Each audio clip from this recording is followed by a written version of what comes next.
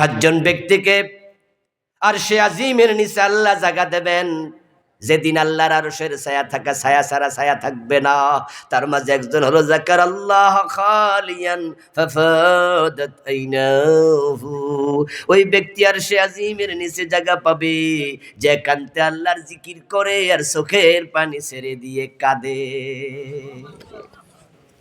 ওয়াজিলাত কুলুবুহুম ওয়া ইযা যুকিরাল্লাহু ওয়াজিলাত কুলুবুহুম। চাচা বসেন আপনি। আল্লাহ শিখায় ইযা যুকিরাল্লাহ ওয়াজিলাত কুলুবুহুম, আল্লাহর স্মরণ হলে অন্তর কাঁপবে, দেহ নয়। অন্তর বিগলিত হবে তোমার। তোমার মাথা চুল লড়ে কেন? জিকির করে এরকম আছে না? লাভ দে কাইত হয়, শীত হয়, বেড়াও লাফায়, বেড়িও লাফায়, ঢোলও বাজায়, তবলা বাজায়, কত রকমের জিকির মাঝে মাঝে ফেসবুকে আছে। কোদাইল্লা জিকির, করাতি জিকির, কারেন্ট জিকির, এগুলো দেখে দেখে ইসলাম বিরোধীরা ট্রল করে ইসলাম নিয়ে।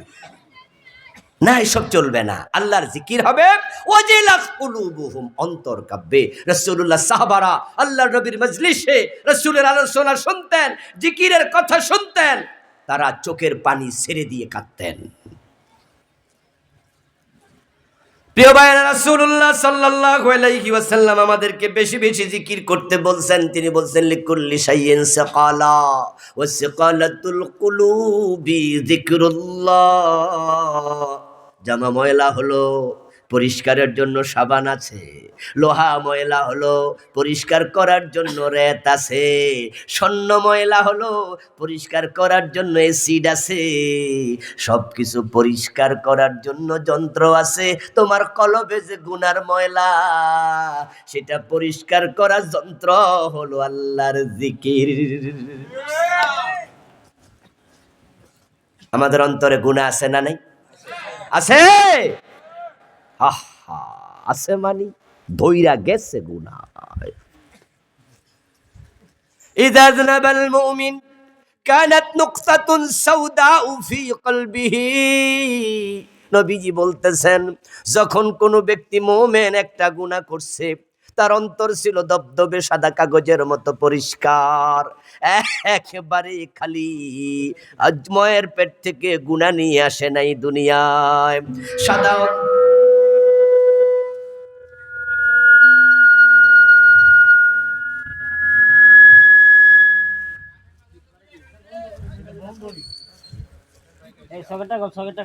সাদা অন্তর। কিরে ভাই, ডিস্টার্ব করলে কেমন হবে? সাদা অন্তর। মায়ের পেট থেকে আমরা যখন এসেছি, একটা গুনাহ ছিল না, কলব ছিল সাদা কাপড়ের মতোই। কিন্তু রাসূল বলেন, যখনই একটা গুনাহ করেছে, তার কলবে একটা কালো দাগ পড়েছে। 10টা করেছে, 10টা পড়লো, 100 গুনাহ 100টা পড়লো। কারো কারো কলব কালো হয়ে গেছে। এখন এই কলব পরিষ্কার কেমনে হবে? সেখানে তো ডিটারজেন্ট পচবে না, সাবান দেয়া যাবে না। রাসূল বলে সাকালাতুল কুলুবি যিকরুল্লাহ, আল্লাহর জিকির করো। ওই জিকিরের কারণে আল্লাহ অন্তর পরিষ্কার করে দেয়।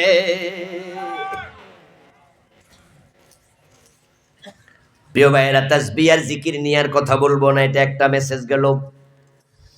দ্বিতীয় মেসেজ এবার আল্লাহ তাআলা বলছেন, লিমা তাকুলুনা মা লা তাফআলুন। আল্লাহ তাআলা আমাদেরকে বলে, এমন কথা কেন বলো যা তোমরা করো না। এর মানে হলো, আপনি বলেন এটা করো, নিজে করেন না, এটা ছাড়ো, নিজে ছাড়েন না।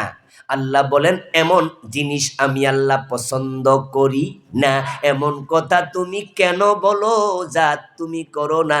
কাবুরা মাকতান ইনদাল্লাহি আন তাকুলু মা লা তাফআলুন। বরং তুমি যা বলবে তা যদি না করো, যা তুমি করো তা যদি না বলো, তোমার মুখে একটা অন্তরে আর একটা, এটা আল্লাহর কাছে বড় ঘৃণিত। এই চরিত্রের লোককে বলা হয় মুনাফিক। কথায় কাজে মিল নাই। যা বলে তা করে না, যা করে তা বলে না, উল্টা উল্টা চলছে। কত খারাপ মানুষ, মুখে মধু অন্তরে বিষ, মুহ মে শেখ ফরিদ বগল মে ইট। আল্লাহ তাআলা সূরাতুস সাফের দ্বিতীয় আয়াতে বলতেছেন মুনাফিক হয়ো না। যদি তুমি মুনাফিকি করো, মুনাফিক হও, তাহলে আমি আল্লাহর সিদ্ধান্ত শোনো, ইন্নাল মুনাফিকিনা ফিদ দারকিল আসফাল মিনান নার। মুনাফিককে আমি জাহান্নামে সবার নিচে ফেলে দেব। আবু জেহেল, আবু লাহাব, উতবা, শাইবা, ফিরাউন, নমরুদ সব জাহান্নামী। তবে মুনাফিক যারা, তারা জাহান্নামে ফিরাউনেরও নিচে থাকবে। আল্লাহর কাছে মুনাফিক খুব ঘৃণিত, খুবই ঘৃণিত, এবং আল্লাহ মুনাফিককে দিয়ে জাহান্নাম উদ্বোধন করবেন। জাহান্নামে প্রথম যাকে ফেলবেন সে হলো মুনাফিক। وعد الله المنافقين والمنافقات والكفار نار جهنم خالدين فيها إن الله جامع المنافقين والكافرين في جهنم جميعا। জাহান্নাম মুনাফিক কাফের সব যাবে।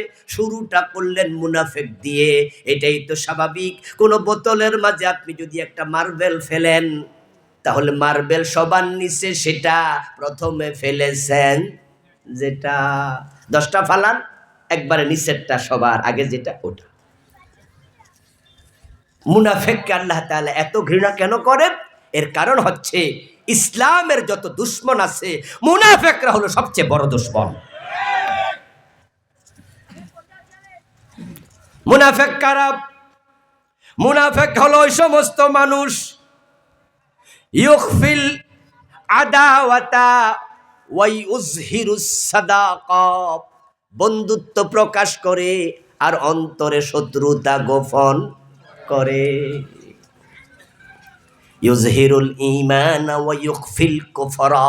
মুনাফিক তো সে যে মানুষকে বলে আমি নামাজি, আমি মুমিন, আমি ইসলামওয়ালা, কিন্তু অন্তরে ঈমান রাখে না। ইসলাম পাইলেই জবাই করে, কিন্তু বাহিরে বুঝায় সে মুমিন। এটার নামই হলো মুনাফিক।